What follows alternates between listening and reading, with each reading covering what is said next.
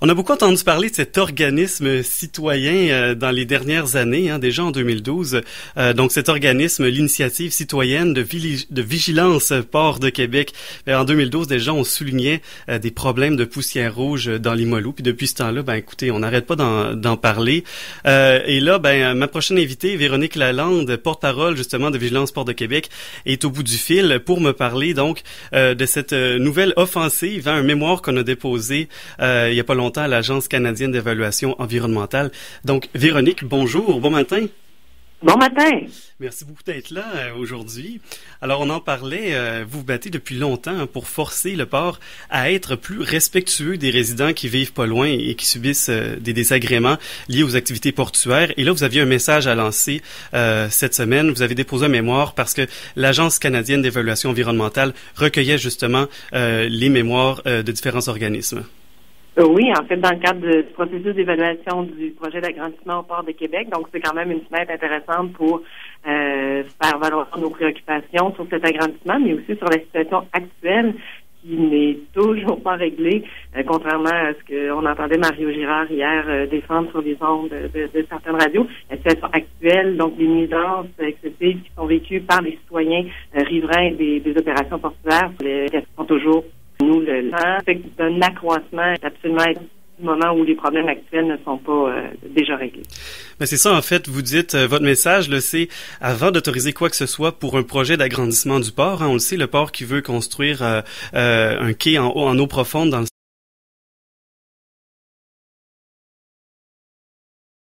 secteur de Beauport. Avant d'autoriser ce projet-là, il faudrait déjà que le Port de Québec rende des comptes à la population sur la pollution et les dérangements actuels. Vous parlez dans votre rapport d'une contamination environnementale avérée. Vous mentionnez même qu'elle est connue depuis 35 ans. Qu'est-ce qui vous permet d'affirmer ça, en fait?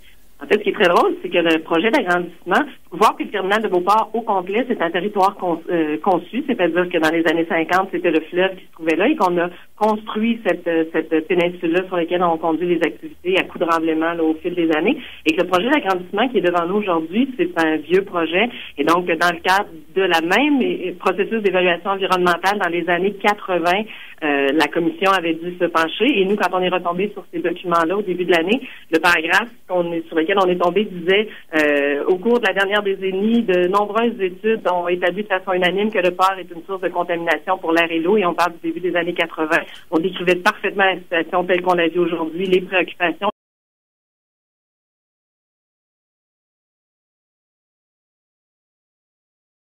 Parfaitement la situation telle qu'on la vit aujourd'hui, les préoccupations, et aussi on dit sans créer de nuisance, et ça fait évidemment plus de Votre demande. Je suis la directrice, donc le carrier de charge, en fait, qui va être remis au promoteur qui est de Québec pour qu'il produise son évaluation environnementale. Donc, on va lui dire, voilà tous les éléments pour lesquels tu dois nous fournir de l'information. Et pour nous, ces éléments-là ne doivent pas juste avoir une connaissance. Et quand il faut vraiment que la commission, comme elle l'entend, prenne le temps de bien établir la situation actuelle puis les problématiques actuelles avant de faire les problématiques projetées avec la grande. Et puis j'en glissais un mot tout à l'heure. Vous demandez à la ministre fédérale de l'Environnement. La majorité des organisations représentant les citoyens qui ont déposé des mémoires demandent que ce processus-là passe par une commission des citoyens, voir qu'il y a un aiguillage qui peut se faire à cette étape-ci où soit l'évaluation est faite par l'agence seule, soit la ministre recommande décide de la transférer vers une commission d'examen. Et selon nous, les conditions sont largement des importants préoccupations.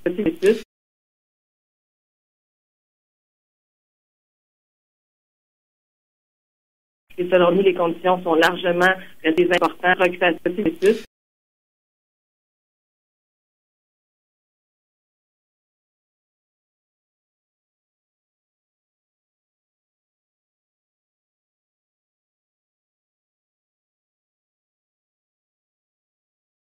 Deux niveaux, et on est clairement dans un projet où c'est le deuxième niveau qui devrait s'appliquer.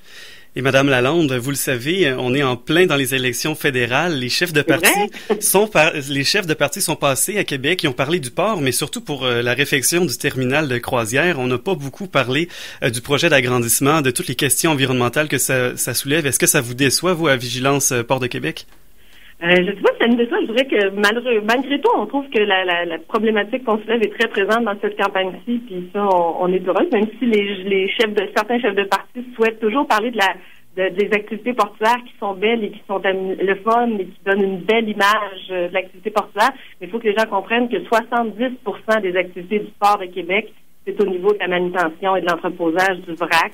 Et c'est cette activité-là qui cause des nuisances excessives. Donc, on met souvent de l'avant le côté beau, le côté croisière, le côté retombée économique dû aux plaisanciers. Mais en fait, la vraie opération au port de Québec, c'est l'activité industrielle qui, elle, est très peu génératrice et d'emplois et de retombées, mais est très génératrice d'impact négatifs. Donc oui, on aimerait que les chefs de parti se positionnent plus clairement. Encore là, nous, on n'a jamais demandé la fermeture ou la cessation des activités au port de Québec. On demande seulement qu'elles soient faites d'une façon qui permette à chacun, c'est-à-dire moi en tant que citoyenne, de conduire mes activités et eux de conduire ces activités sans que chacun cause des nuisances excessives à l'autre. Et la seule façon d'y arriver, selon nous, au port de Québec, c'est la mise sous couvert intégrale, un port en circuit fermé, comme ça se retrouve à plein d'endroits dans le monde. Et Madame Lalande, en terminant, là, est-ce qu'on peut glisser un mot sur les 2 recours collectifs que vous avez initiés, qui ont été autorisés par des juges? Mais là, maintenant, on en est où? C'est quoi les prochaines étapes, là? C'est long, le processus judiciaire. Donc, dans le premier recours collectif qui concernait uniquement l'incident du 26 octobre. Pour donc la poussière rouge, là. Poussière rouge. L'autorisation a été faite. On est encore en négociation avec les 2 autres parties pour planifier donc l'audition sur le fond. Et pour le deuxième recours, qui lui comprend la contamination sur une plus longue période, les 3 années à partir du moment du dépôt de la requête et puis sur l'ensemble des nuisances, ça vient d'être autorisé. Le juge qui avait autorisé a été nommé à la Cour d'appel, donc on est tous en recadrage et en attente de la nomination d'un nouveau juge dans ce dossier. Madame Véronique Lalande, porte-parole de l'initiative citoyenne Vigilance Port de Québec, merci beaucoup d'avoir été avec nous ce matin, d'avoir fait ces éclaircissements pour nous. Ça fait plaisir. Vous me permettez une mini-plug? Allez-y. Il y a un livre, Quand les citoyens soulèvent la poussière, qui est maintenant en librairie, dont le lancement va avoir lieu lundi à l'université, mais mardi sur le territoire de Limoilou. L'auteur et nous serons au restaurant Les Fistons entre 18h30 et 20h. Si les gens veulent passer, se procurer une copie du livre ou discuter avec nous, ça nous fera plaisir. Excellent, merci. L'invitation est lancée. Bonne chance là, dans la suite de vos démarches. Merci beaucoup. Au revoir. Au revoir.